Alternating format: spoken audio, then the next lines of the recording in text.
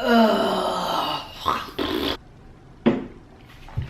know, I may have to hire a videographer, so if you're interested in the role, let me know. How's everyone doing? My new favorite drink, the Barefoot Fruscato Peach. My God. All right, so let's get into the topic at hand. I don't know if this is copyrighted, so YouTube, please don't, demonetize me or whatever. Because I'm just trying to do my thing. Yeah, this is not feng shui at all. Jeez. Maybe I should hold it up for you. Is this helpful? It's not working how I thought it would. Also, do you all like these peepers I bought? I think they make me look smart. First, I'd like to say welcome. Welcome back to my channel. If you are new here, my name is Isabella. I am a singer-songwriter, musician, artist, painter, lover, fighter. You name it, I do it. Today, we will be discussing The War of Art by Steven Pressfield, a manifesto for artists who are stuck in certain obstacles in pursuit of their creative battles. No, in pursuit of their creative endeavors. That is what this book is about. Before I read this text, I was a junkie, okay? Whatever cheap fix you could, name it. Gossip columnists, gossip blogs early in the morning, first thing when I wake up, endlessly scrolling through TikTok, talking to my friends on FaceTime for 4 hours at a time, procrastinating until I literally had no choice but to do the work until I could no longer keep my head up from falling. Yeah, I was a junkie. And I had many, many, many vices and many cheap fixes until I read this book. And I will say this, while there are some points in this text that I completely don't agree with, I will say that the majority of it is incredibly helpful. All of us, whether we're artists, whether we're organizers, musicians, actors, actresses, we should all read this text.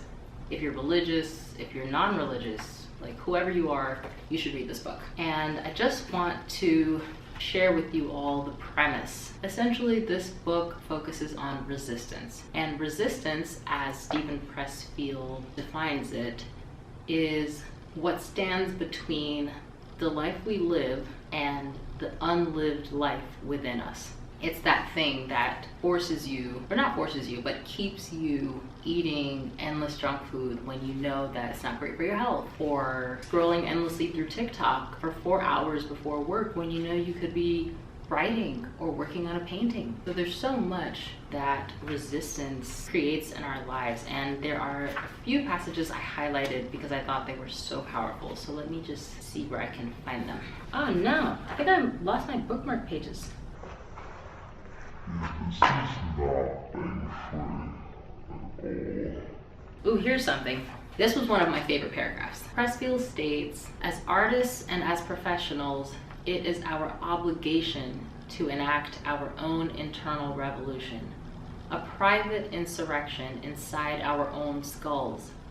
In this uprising, we free ourselves from the tyranny of consumer culture. We overthrow the programming of advertising, movies, video games, magazines, TV, and MTV by which we have been hypnotized from the cradle. So no more being seduced by McDonald's or Chanel bags or whatever it may be. Furthermore, Pressfield states, we unplug ourselves from the grid by recognizing that we will never cure our restlessness by contributing our disposable income to the bottom line of Bullshit Incorporated, but only by doing our work. Depressed people, you will never not be depressed if you continue scrolling through TikTok endlessly. You will never not be depressed if you keep quitting your diets. You will never not be depressed if you skip leg day.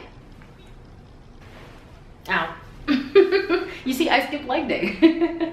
Resistance and fear. Are you paralyzed with fear? That's a good sign. Fear is good. Like self-doubt, fear is an indicator. Fear tells us what we have to do. Remember our rule of thumb. The more scared we are of a work or calling, the more sure we can be that we have to do it. We have to do it. Resistance is experienced as fear. The degree of fear equates to the strength of resistance. Therefore, the more fear we feel about a specific enterprise, the more certain we can be that the enterprise is important to us and to the growth of our soul. And Pressfield is not the first to say it, but he is, one of the few that articulates it so beautifully. You have to fight the resistance in you if you want to be great, if you don't want to be mediocre. You have to wake up every day and do the work, even when you don't feel like it, even when it hurts.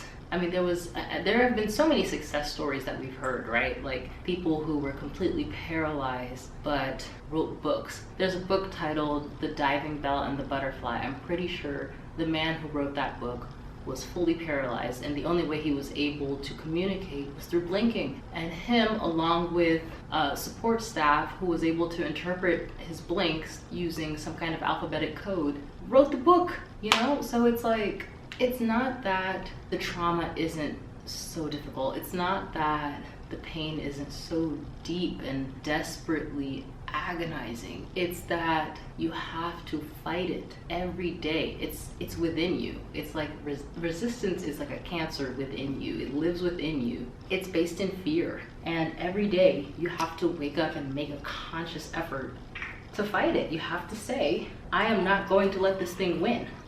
If you have, let's say you're in a toxic work environment and you have a supervisor that is just diabolical and, as Jordan Peterson puts it, just doing a lot of pathological shit to you. Are you going to spend hours and hours every day griping about this supervisor? Are you going to put a bunch of energy towards shit talking them? What are you going to do about it? You're going to take all of that, all of those experiences, all of that berating and down talking and all that crap, and you're going to harness the energy that comes from it and put it towards your art, put it towards your writing, put it towards your films, put it towards fundraising, put it towards any social justice causes you care about. Why? Because all that diabolical shit, it's a distraction and it's part of resistance. Or at least in my mind, that is how I interpreted Pressfield's book. There are so many forms of resistance, so many ways that it shows up in your life.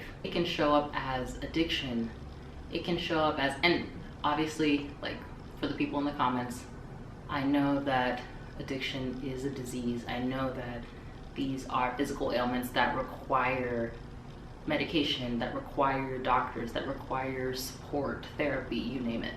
I'm saying that resistance can take many forms, and it can show up as ailments that sometimes we don't even necessarily have, but we tell ourselves that we have. It can show up as Instagram addictions. It can show up as vanity. It can show up as, oh, I'm lonely and I need a boyfriend, or I need to hop on a dating app. No,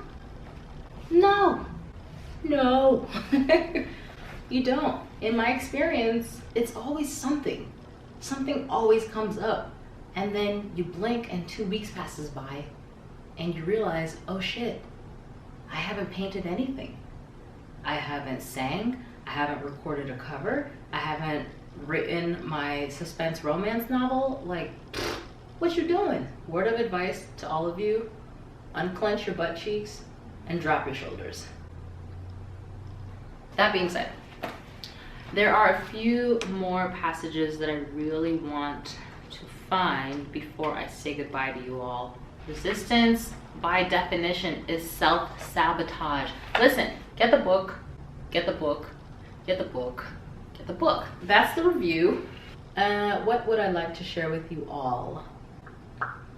We've got some exciting work coming, exciting plans, a lot of exciting stuff coming through this season, and I want to share, but I'm also like, like teetering between, should I share? Should I hold on to this until I am perfectly ready to share everything? The troubles of being a YouTuber, a famous YouTuber. Also, do you like these socks? Burlington Coat Factory, y'all. Telling you. Anywho, so this was not like a book review. It was a conversation.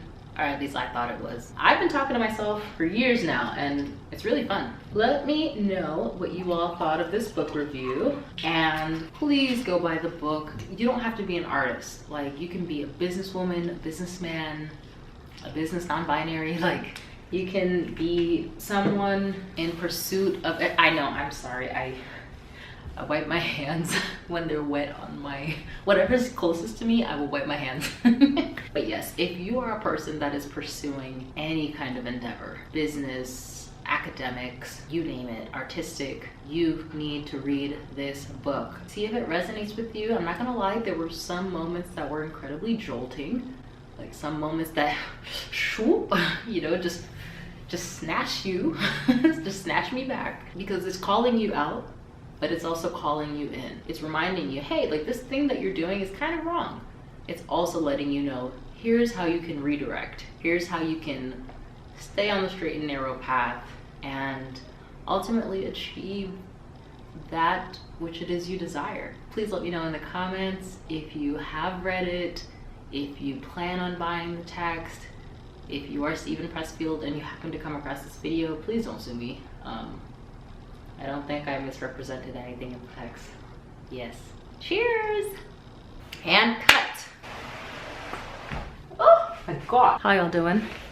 Ah, Jesus. Is this what it means to be almost 30? Oh God. Anyways. Oh no, not the guitar. Not the, bitch. Don't do that.